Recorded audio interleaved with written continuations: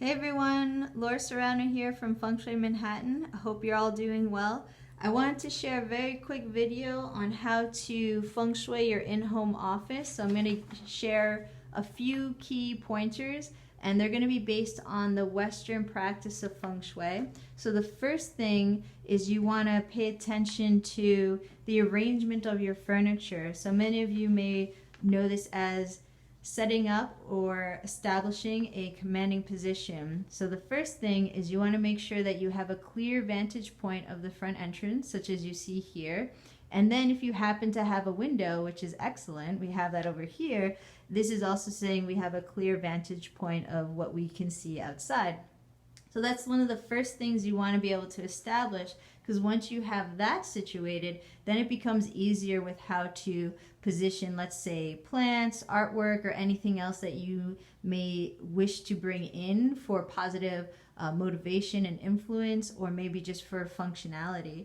So the next thing is we want to talk about shopping around your house. And the reason I mention this is because this arrangement is my fiance's workstation. So he's based out of California, I'm based in New York, so we're in a long distance relationship. So what happens is when we both go to visit each other, we need to establish a work area.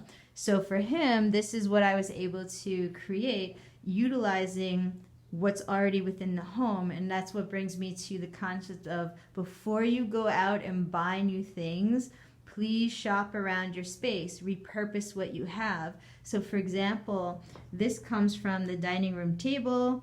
This is a drafting table from my art studio, but I'm not using it right now. So I said, okay, it's very flexible in how we can move it around the house. So this is foldable. So when I'm not using it, it's a great item for storage, but now it's being used, which is excellent. So we just fold it up.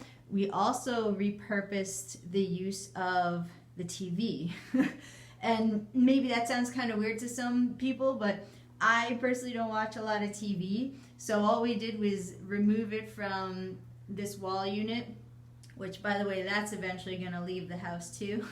So I'm also in the process of feng shuiing my own space. And then we just brought it over here. That way, as he's working on his project, he has a clearer vantage point of what's going on, which is excellent. And so we also included a few other elements. And when I say elements, I'm just talking in general of other items, objects that he feels supported by. So for example, he decided to include a little bundle or bouquet of flowers that we received from a friend's wedding, which was a beautiful time, excellent. And then I already had these two little plants established. There's also Buddha. And then we have some artwork behind the screen that was created based off the influence of Taoism.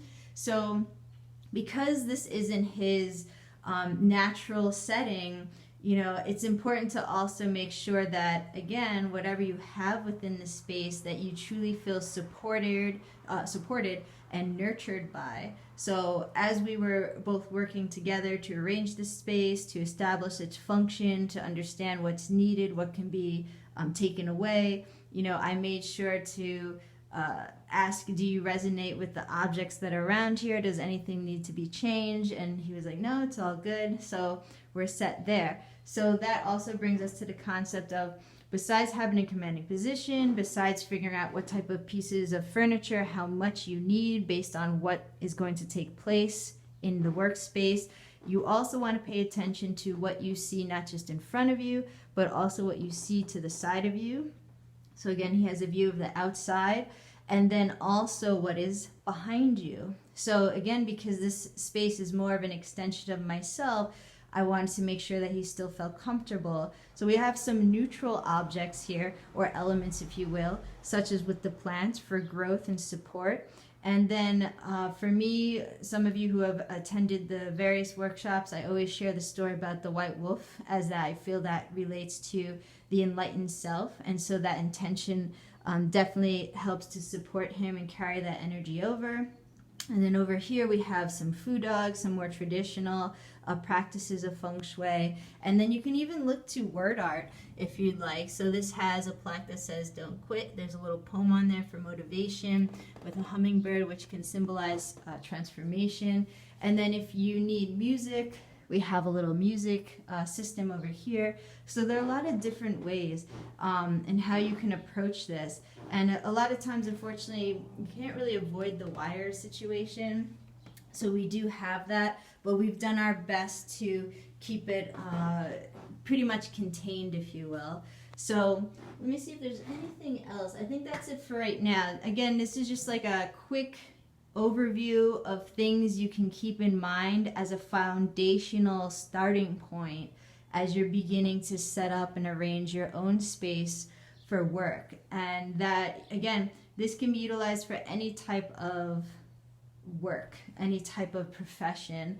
It's just saying that you want to establish a foundation to build upon, and then you can start getting into the boggle map placement, the directions if you're using the compass method, your date of birth, so you can figure out what elements will best suit you, so on and so forth. All right, I hope you guys enjoyed. Stay tuned for more videos coming up later on. All right, bye-bye.